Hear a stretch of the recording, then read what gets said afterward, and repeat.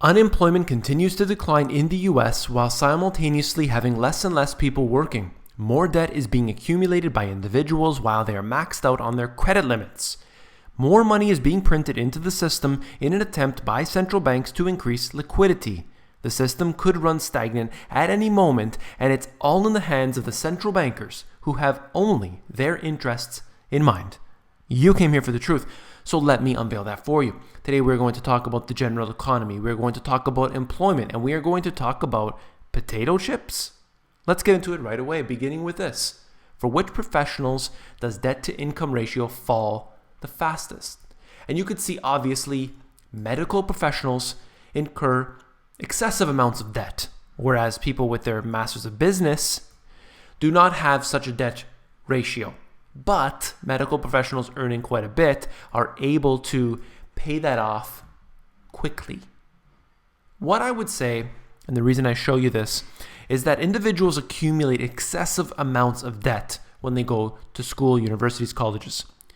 And this is obviously a very big problem, puts a lot of burden on individuals for those first few years if they can find the job. But of course, the jobs market seems to be declining. A lot of people are either still living with their parents after they graduate, or they have to live in what you would call essentially a shared living spaces, like a dorm room. And I've showed you those here before. Let's show you the chart form. Which graduate degree comes with the most debt relative to income? This chart shows you it here. Average debt $191,000 for medical professionals, average income $135,000. So that debt to income ratio 1.41, and it goes on. I'm not going to bring that all to you. I just wanted to show you the fact that people who earn a lot of income coming out of school, they may have excessive amounts of debt. So these people aren't going to be necessarily that productive toward the economy for a few years, let's say. And that's if everything works out great.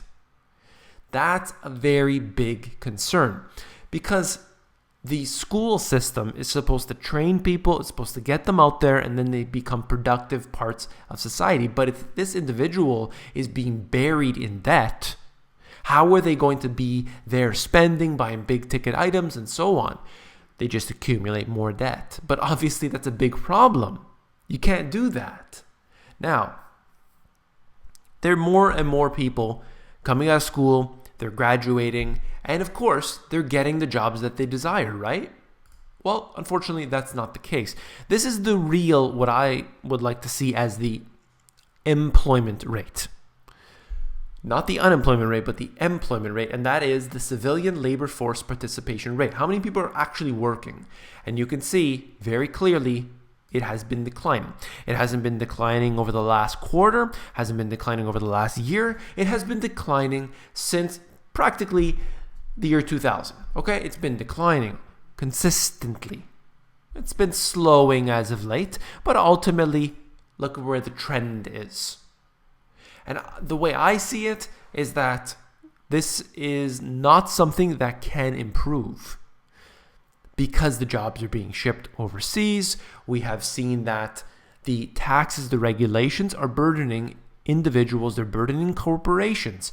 Look at what Obamacare has done. Obamacare has destroyed many businesses, and they basically say, look, I can't hire you as a full-time individual, or I can't hire you at all simply because of the costs that I've incurred throughout Obamacare. This is what we really need to look at. These are 4 charts right here. A lot of times I read the news and you'll see they always mention consumer confidence. It becomes like the most important thing out there. But of course, I've always said this, that it's a ridiculous statistic. I never show you this as an actual indicator. I don't believe it's accurate. Look at this. Even though consumer confidence has been doing well recently, you can see the actual spending has declined. Spending on food services and at drinking places, down. Spending at department stores, down. Spending on luxury designer retail is down significantly. Spending at food and beverage stores even is down. People aren't doing well. Let's face it. There are some individuals out there who are doing great. There are people who are investing, who are making a lot of money recently. There are houses which have increased in value and so on. But there is a whole huge block of people that are not doing well. That's what I try to focus on, because that's the majority of people, not the few that are doing really well. They're billionaires, they're millionaires, they're buying this and that. A lot of people aren't doing well, and the situation is getting worse. And this right here, what I'm showing you now, is what I keep talking about. People say, where's the collapse? Where's the collapse? Look at it. Look at it. Let's move on. How old are you, they say. When they talk about the different ages, how likely are you to default on your loans?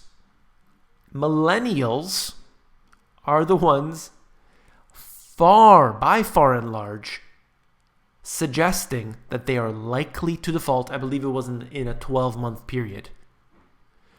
We're going to run into a very bad situation because the debt-to-income ratios for the general population is terrible. And it's also really bad here in the 35 to 44 range.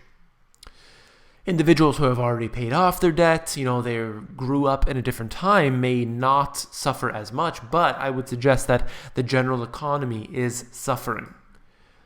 All right, potato chips, right? You go to the store, you buy your chips, no big deal. Well, what if they were $12 a bag? That's the great Japan potato chip crisis. Panic buying $12 bags. So what's happening here is there's a shortage that's occurring. It doesn't matter about the potato chips. What I'm showing you here is how one particular item which you take advantage of, it might cost you $2 when you go to the store now, tomorrow could be 10 times as much, it could be 5 times as much, or whatever. All of a sudden, you thought, look, that was really cheap and it's only making up, let's say, 10% of my income. All of a sudden, it's making up 25% of my income. Now I'm in a little different state. That's what's going on here in this, small example, but could happen to everybody. And it seems a little bit silly about the potato chips, but you have seen it. Look how fast the store shelves empty in any crisis. That's why you need to be prepared. That's why I say become self-sufficient. When you're self-sufficient, you are prepared for this type of thing when prices increase. If there's a hyperinflation or there's a natural disaster or anything else, you need to be prepared. This here, third MPS beach shutdown after U.S. steel toxic spill. Okay, so there's a toxic spill and it's leading out into the water, and of course nothing is going to be done about it. This is what's going on with Fukushima. This is what has happened in Lake Ontario. The drinking water for many people just absolutely being polluted, and the government doesn't have resolution. They said in Lake Ontario, happened more than once, where the nuclear reactor leaked into the lake, and they said it's only a small amount. Don't worry, we're not going to clean it up. That's how small the amount is. They didn't even investigate what would be done.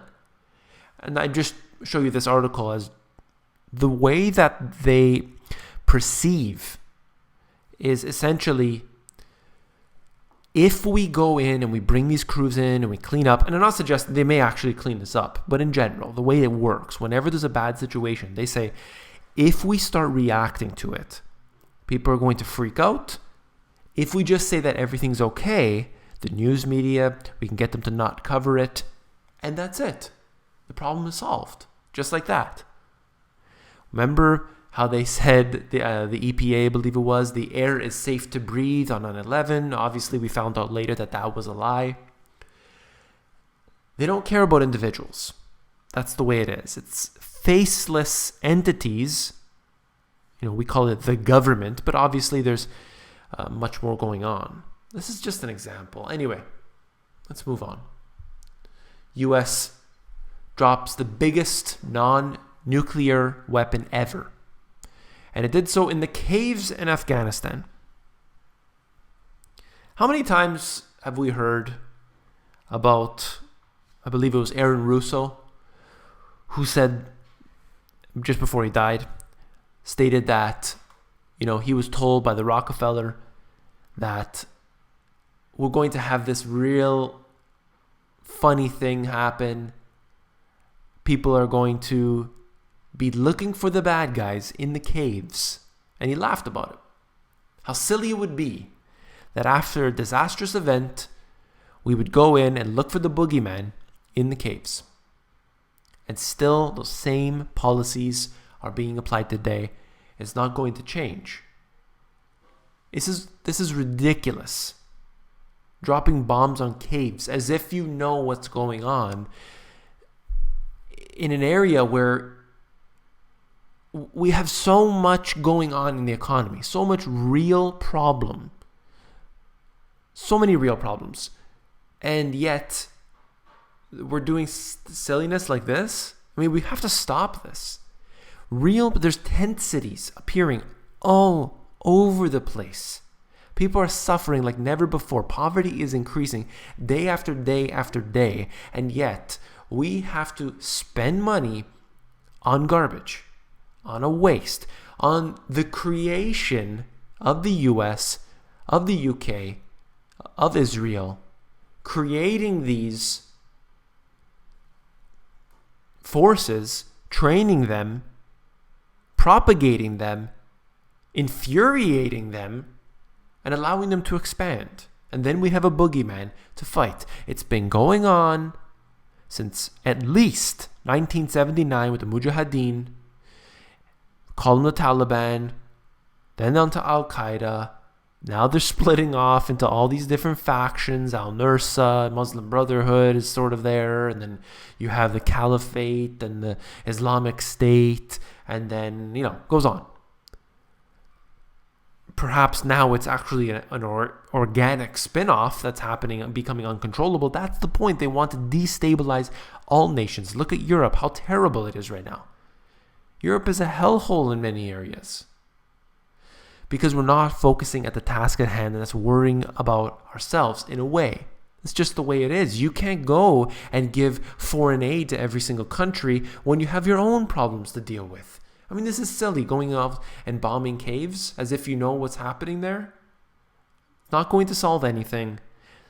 And we need to, once again, get to the task at hand. Get the economy going again. Get the prosperity going again. There'll be less poverty. There'll be less violence and crime.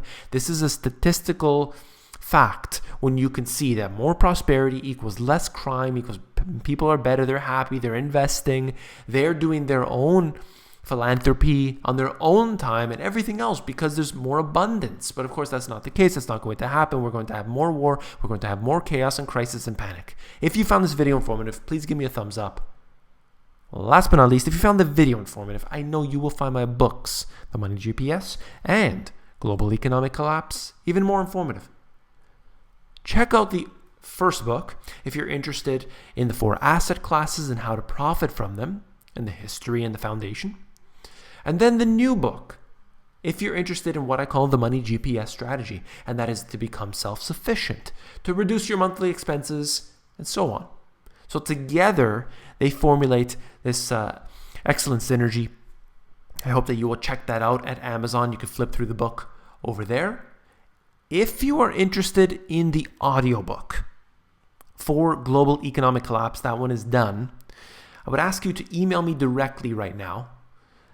If you're interested in it, email me directly at david@themoneygps.com. The site isn't really working properly, but if you email me directly, we can get that going. So david@themoneygps.com if you're interested in the audiobook for Global Economic Collapse. Thank you.